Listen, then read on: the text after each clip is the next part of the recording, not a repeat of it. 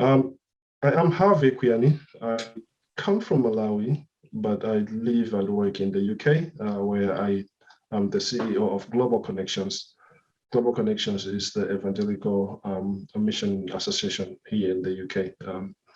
But I also teach at CMS Church Mission Society in Oxford, where I lead a master's program that's focused on African Christianity, both in the continent and in the diaspora. I'm the editor of Africa Bears Witness. It comes out of my desire, my vision to begin to encourage African scholars and mission practitioners to begin to articulate a missiology that's faithful to the African context.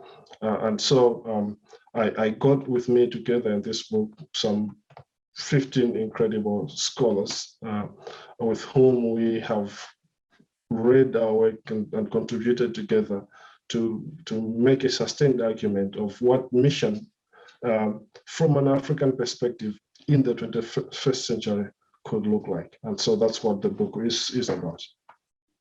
The point that the book is making actually is to answer a question that came to me when I was in Kenya, Nairobi, a few years ago, and I met with a group of students that my friend, Dr. Kiama Mugambi, brought for a doctoral seminar.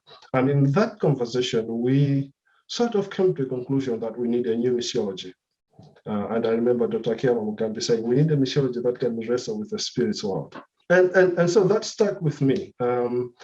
And really, this book is an answer to that desire that we need a new missiology, a missiology that looks African, a missiology that pays attention to African issues, a missiology that speaks about the African calling to mission around the world in the 21st century.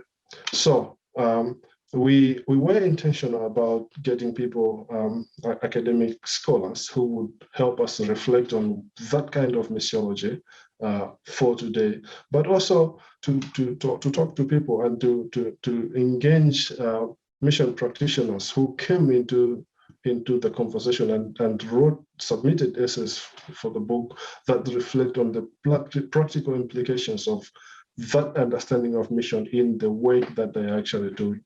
So it gives you a sense of both an academic argument, but also a practical implication of that academic argument. We do not label the essays, this is academic, this is practical, because we don't want to live with that dichotomy. We want readers to go through it and really reflect on whatever they're reading, both from academic and practical aspects.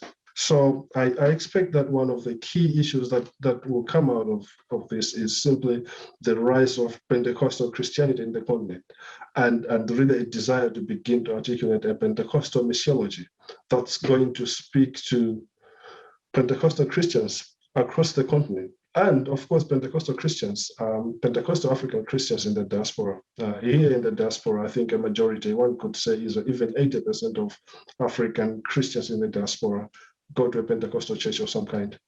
And so we need, one of the issues that come out of this will be, what does an African Pentecostal missiology look like?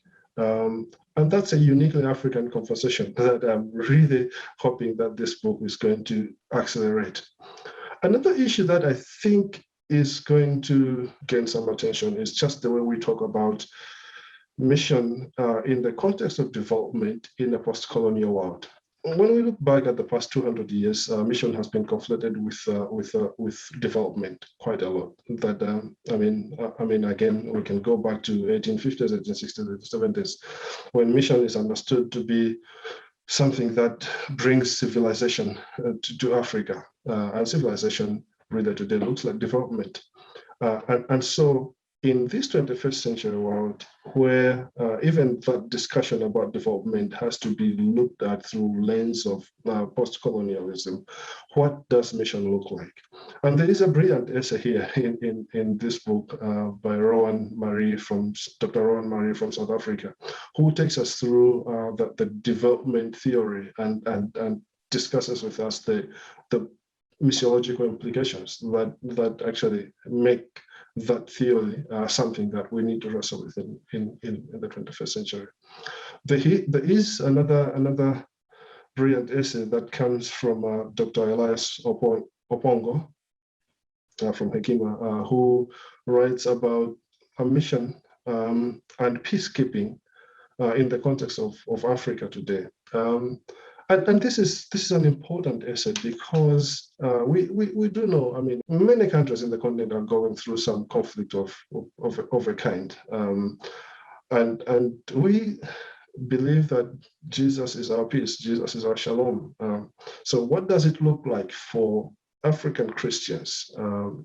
Africa has the most Christians of the continents.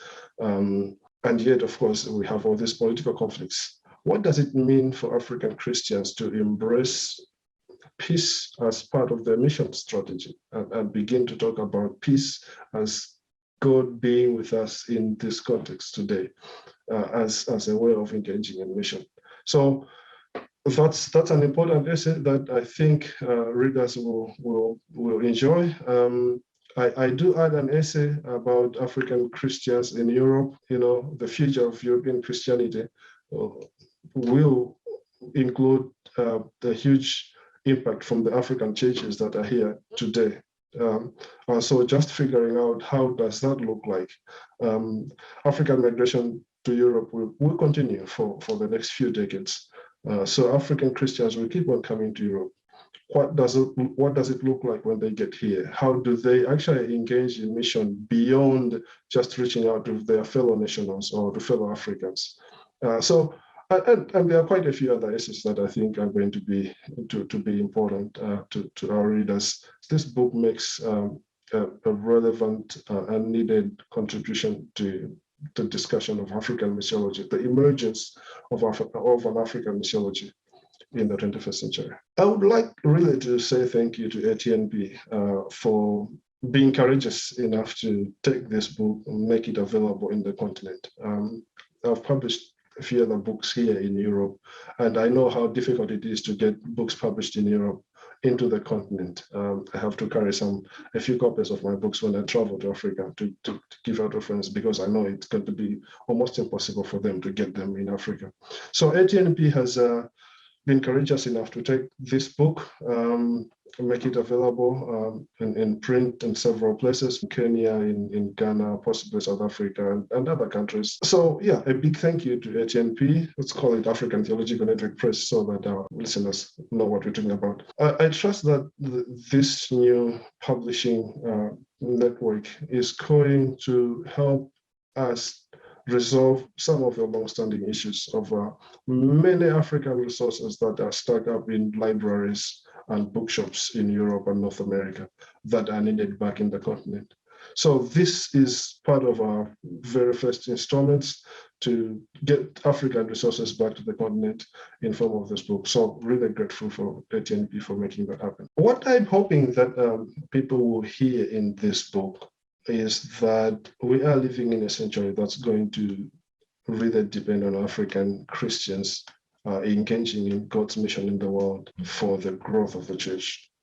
African Christians are going to shape the mission of the church in this century. We're already beginning to see it. As I argue in my essay that London Christianity is becoming more and more African. That's just the reality of the world. That Africa now needs to rise up. It needs to rise up to engage in mission in the world. But that engagement in mission with the world should not happen without a close relationship between our African practitioners and our African scholars. In fact, if we do this well, there should be no division between scholars and practitioners. That everything that we're doing, we can come back together and reflect upon it in a scholarly manner to change our practice and make it more relevant to what God has called us to do.